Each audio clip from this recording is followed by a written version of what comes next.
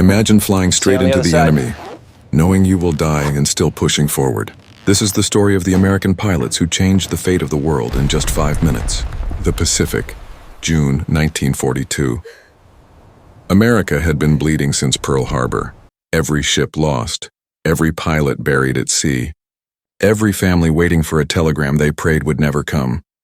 But in the middle of the Pacific Ocean, on a tiny stretch of islands called Midway, the U.S. Navy prepared for a gamble, a battle that would decide the future of the entire war.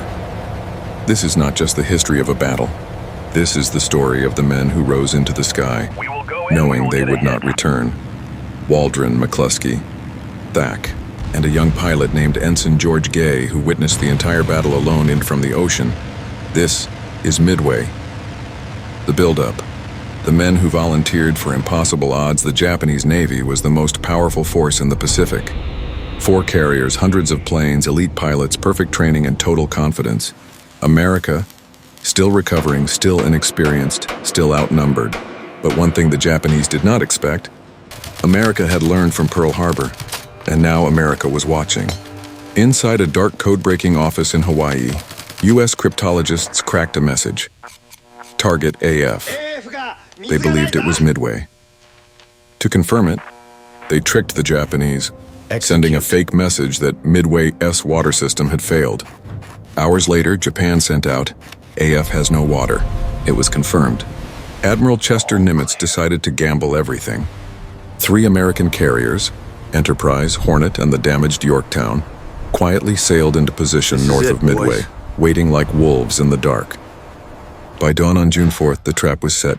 The pilots, the heart of the documentary John Waldron, the man who saw the future Lieutenant Commander John C. Waldron, leader of Torpedo Squadron 8, was a hard man. A man shaped by discipline, loyalty, and an instinct for danger. The night before the battle, Waldron argued with his commanders. He believed the Japanese fleet would be somewhere else, slightly west, not exactly where senior officers predicted. He stood in front of his pilots and said, "If we are wrong, we'll correct it in the air. If they are wrong, God help us."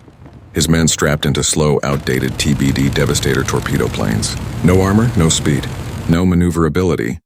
Waldron knew they were flying into death, but he also knew that someone had to draw the enemy's fire, or the dive bombers would never reach the carriers. Waldron accepted his role. He accepted his fate. Ensign George Gay, just 25 years old, sat inside the second plane of the formation. He remembered Waldron's final words, "If anyone gets back, tell them how we fought." Then he throttled forward. The engine screamed. The deck vanished beneath them. They were airborne. Meanwhile, high above the clouds, Air Group Commander Wade McClusky led the Enterprise dive bombers. He was supposed to find the Japanese quickly, but they were gone, nowhere in sight. Fuel was dangerously low. His pilots were anxious. Some planes were already turning back. McClusky made a decision that history hangs on. We go forward. Every pilot followed him. Minutes later, McClusky spotted a lone Japanese destroyer sailing at full speed. He realized instantly, it's returning to the fleet. Follow it and you'll find them. He turned his entire group toward the destroyer's wake. That choice saved America. Waldron was right. He spotted the Japanese carriers. 4 giants surrounded by destroyers, cruisers, and a sky filled with Zero fighters. Waldron's radio crackled. "Tally-ho, Torpedo 8, follow me." They nosed down. The Japanese immediately reacted. Dozens of Zero fighters dove toward them. The slow Devastators had no chance. Planes were torn apart by machine gun fire. Engines exploded. Wings vanished in fire. Bodies fell from the sky. George Gay watched Waldron's plane erupt in flames, spiraling into the sea. One by one, every plane of Torpedo 8 was destroyed. All 15 were shot down. Only George Gay survived, wounded, floating in the ocean with nothing but a seat cushion and a dying flare gun. He watched the battle unfold, alone. But Waldron's sacrifice had done its job. The Japanese fighters were drawn down to sea level. The skies above him were suddenly empty. McClusky broke through the clouds and saw the entire Japanese fleet exposed, undefended, and vulnerable. 2 Japanese carriers were rearming their planes. Bombs, torpedoes, fuel hoses, gasoline spilled across the decks. It was the most dangerous moment in Japanese naval history. McClusky shouted into the radio, "Attack! Everyone, attack!" Dive bombers rolled over, pointed straight down, and plunged like falling stars. The sky filled with screams, wind, and the roar of engines. Bombs dropped one after another. Kaboom, kaboom, kaboom. The Kaga took direct hits.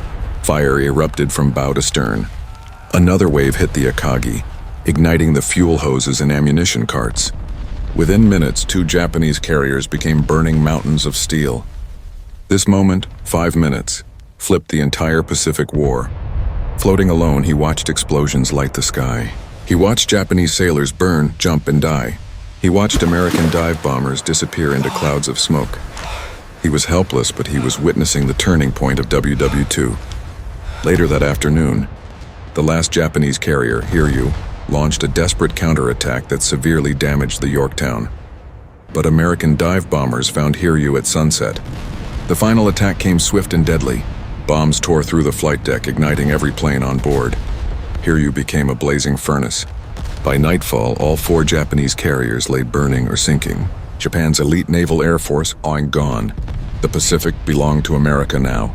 Waldron and all of Torpedo 8 gone. Many dive bomber pilots had never returned. Hundreds of Japanese sailors and drowned. George Gay, rescued after 30 hours in the ocean. Admiral Nimitz later said, "They bought us time with their lives. They changed the war." Midway was not just a battle. It was a miracle created by courage.